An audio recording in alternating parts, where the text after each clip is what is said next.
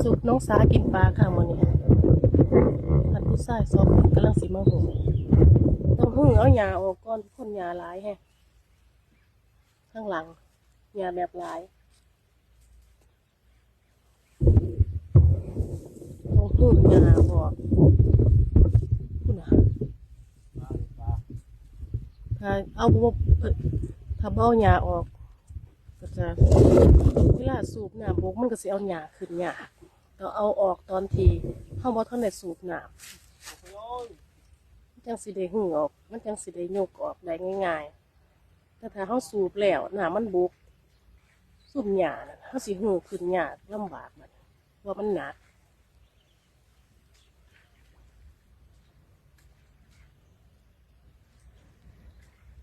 ถ้าเบิ่งสิมีปลาซ้ำใดมันสิคุ้มกับการหื้อบ่มันก็มีบ่คนว่ามีอยู่เด้อว่าซั่น